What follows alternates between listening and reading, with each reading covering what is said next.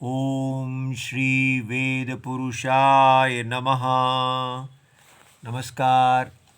अब हम आज क्लास नंबर 8 को आरंभ करते हैं और इससे पहले 4 क्लासेस हो चुकी हैं। श्रीमद् भगवद गीता जी पर शंकराचार्य जी के भाष्य के अनुसार हम भाष्य को देख रहे हैं और अब हम आरंभ करते हैं। श्री सीतारामचंद्राभ्यां नमः। नमो गुरुभ्यः। अथ काल देवताः श्री संवत 2080 और आज पौष शुक्ल पक्षः, कृष्ण पक्ष समाप्त हो गया। खर मास, एक्स्ट्रा मास, प्रतिपदा माने फर्स्ट, जो पहली तिथि होती है उसको प्रतिपदा कहते हैं। शुक्रवारः उत्तराषाढ़ा नक्षत्रम दक्षिणायनम हेमंत ऋतुः। ओम तत्सत। श्री शंकराचार्याय नमः। विषय, आज का विषय है ईश्वर विश्वास का विषय है या ज्ञान का।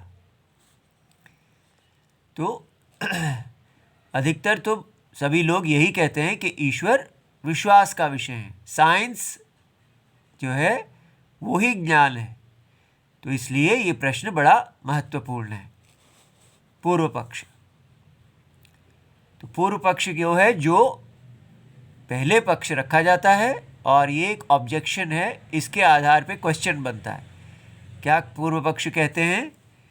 ज्ञान का विषय वही वस्तु होती है जो प्रत्यक्ष इंद्रियों के द्वारा जानी जाए। जैसे घट माने एक घड़ा, एक घड़े को आप प्रत्यक्ष होता है डायरेक्ट परसेप्शन, माने सेंस परसेप्शन। तो घड़े को हम जानते हैं तो हम कहते हैं घड़ा ज्ञान का विषय है। ईश्वर को हम इंद्रियों से नहीं जान सकते, तो वह ज्ञान का विषय कैसे हुआ? तो आप कह रहे हैं ईश्वर को ज्ञान का विषय, तो ईश्वर को दिखाओ। जब आप ईश्वर को दिखा ही नहीं सकते तो ज्ञान का विषय कैसे है? Ishvara is not a matter of direct perception, so how can we say that Ishvara can be known? ठीक है, ऐसा साइंटिस्ट भी यही कहते हैं। तो वो गॉड को क्योंकि वो केवल वेस्टर्न गॉड को ही जानते हैं, वेस्टर्न रिलीजन्स के गॉड को जानते हैं, वेद के ईश्वरा को नहीं जानते।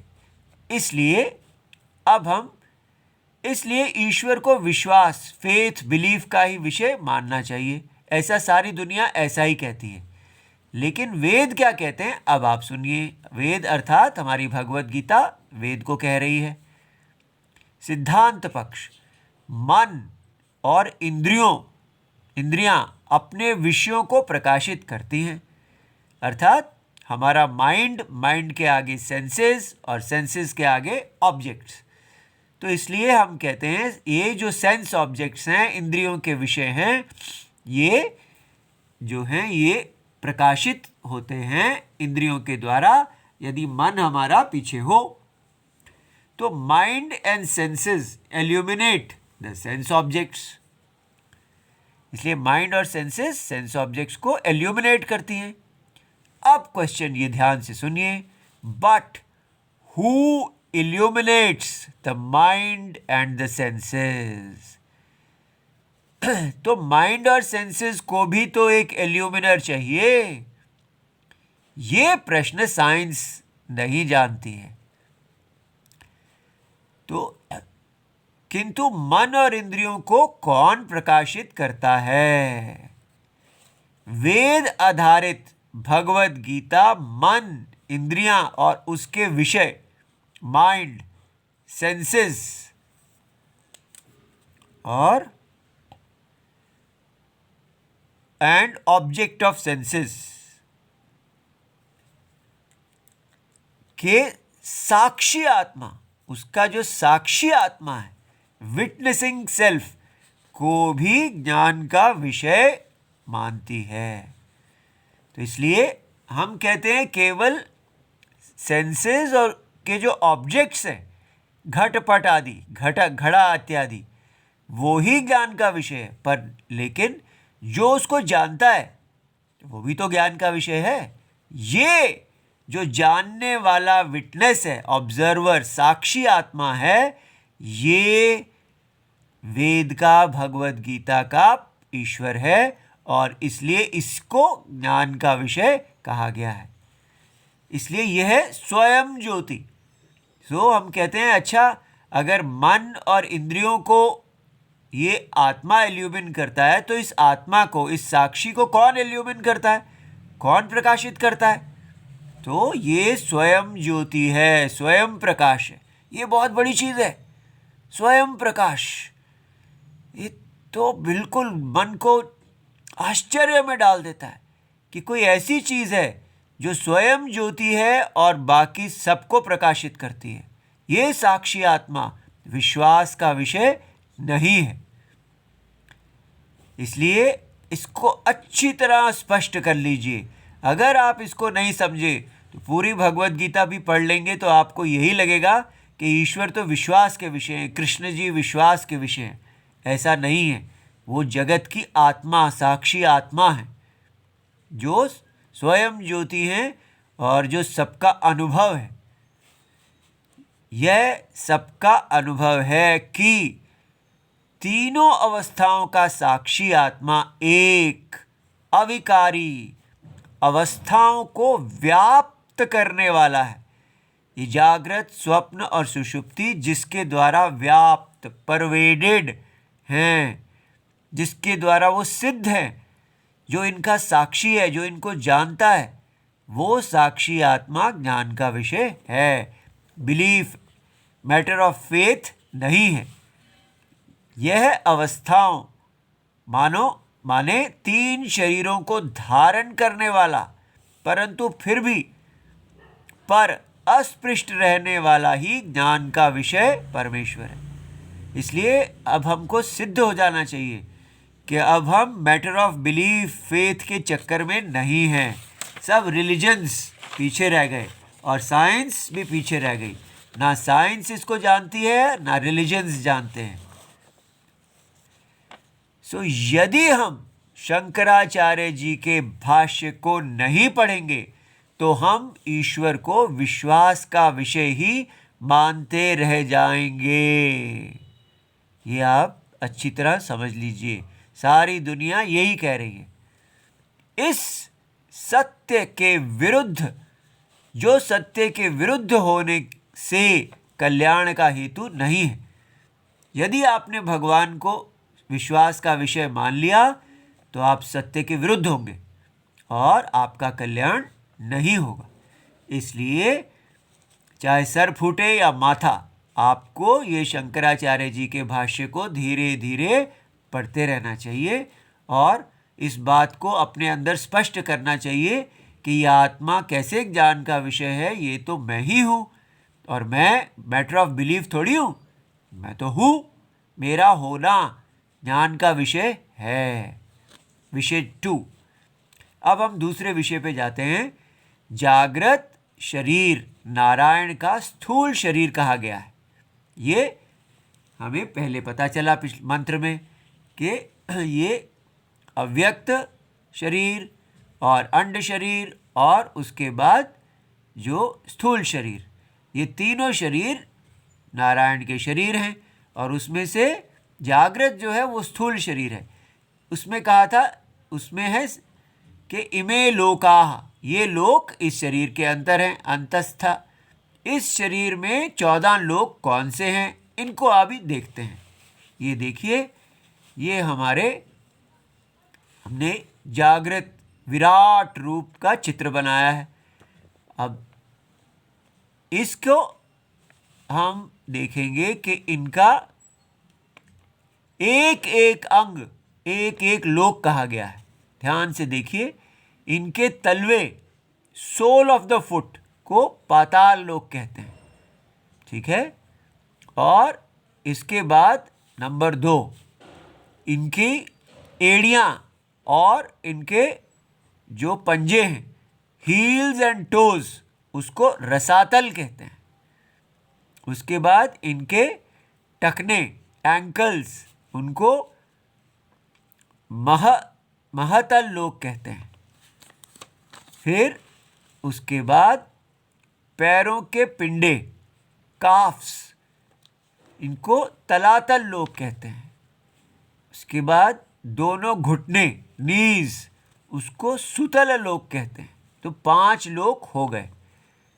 और फिर इनके दोनों जांघें, बोथ थाइज, उसको वितल लोक और अतल लोक कहते हैं। तो 7, 6 और 7 लोक हो गए। ये 7 लोक नीचे के लोक हैं। इसके वो 7 लोअर एंड 7 अप, 14 है। तो इससे ऊपर 8वां लोक ये जो है वो यहाँ महीतल, मही माने हमारी पृथ्वी, और या भूतल कहें, भूलोक, वो है पेल्विक, पेड़ू। यहाँ हम हैं। तो इस विराट शरीर का जो पेल्विक, पेड़ू है, यहाँ पर इसको भूतल कहते हैं। तो उसके बाद नाभि सरोवर, ये जो नेवल है, ये नभस्थल लोक है। फिर छाती, चेस्ट, ये स्वर्ग लोक है। अब देखिए, इससे भी ऊपर उनका गला, नेक, ये महर लोक है। और उनका फेस, मुख, जनलोक है। और उनका माथा, फोरहेड, जो है वो तपोलोक है। वो तपोलोक में यहाँ लिखना भूल गया। तो माथा तपस के साथ जुड़ा हो रहता है। और उसके ऊपर जो उनका मस्तक समूह है, वो हेड रीजन, वो सत्यलोक है, ब्रह्मलोक। इसलिए ये जो सारा है, मैंने श्रीमद् भागवत महापुराण के 2 स्कंद 1 अध्याय में से लिया है। जो इसको विस्तार से देखना चाहते हैं वहाँ देख सकते हैं। अब प्रश्न है कि ये क्या दिखाता है हमको? ये दिखाता है कि ये जो जागृत हम देख रहे हैं, ये केवल इतना सा हिस्सा है, और कितना लोक अभी स्थूल शरीर के अंदर है। और ये जो लोक हैं, इनको व्यक्ति अपने कर्मों से प्राप्त करता है। वो इस कर्म के चक्कर में भगवान के इस महाविराट शरीर के अंदर ही हम घूमते रहते हैं। और लेकिन जो ब्रह्म विद्या, जो अभी आप विद्या, जो सत्य, परम सत्य की विद्या है, वो ये पूरा शरीर ही इसका ये असत्य होगा, और इसके आत्मा को हम जानेंगे। तो जब तक हम आत्मा को नहीं जान लेते, तब तक हम इसी शरीर के अंदर इन लोकों में घूमते हैं। तो इसलिए अब ये हुआ कि वेद परम सत्य का ज्ञान देते हैं। एक चीज, वे 2 चीजों के बारे में प्रमाण है वेद। एक तो परम सत्य नारायण, उसी क्षण मुक्ति इसका फल है। जो इसको जान जाता है वो शरीर रहते हुए मृत्यु से पहले ही मुक्त हो जाता है। और दूसरा है वेद अज्ञान की स्थिति में, यदि आप परम सत्य को नहीं जानते हैं, तो आप कर्म अर्थात धर्म के आधार पर फल को प्राप्त करते हैं। जब तक मुक्ति नहीं होती, तब तक बार बार मरणम का और शरीर की प्राप्ति होती रहती है। यह दूसरा विषय श्रद्धा का है। तो दूसरा के विषय में कोई कहे कि पता नहीं ये लोग हैं या नहीं है, हमें क्या पता, हमने तो नहीं देखे।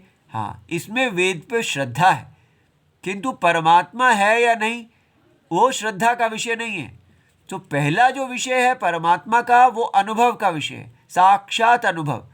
और दूसरा कि आप अपने कर्मों से मृत्यु के बाद कौन से लोक में जाते हैं, कौन से कर्म के फल को प्राप्त करते हैं, ये श्रद्धा का विषय है, क्योंकि इसमें आप उसी समय चेक नहीं कर सकते। तो इसलिए वेद के दो विषय हुए, एक साक्षात सत्य अनुभव का विषय और दूसरा अज्ञान के अंदर, जब आपका अज्ञान, आप कर्म करता है और कर्म कर रहे हैं तो श्रद्धा का विषय, ये हमें समझ लेना चाहिए। ठीक है, आज इतना ही। इति सर्वम शिवम। हमारा व्हाट्सएप नंबर 8577055977 और हम हैं स्वामी नित्यानंद सरस्वती। ठीक है, और नमस्कार, बहुत बहुत धन्यवाद।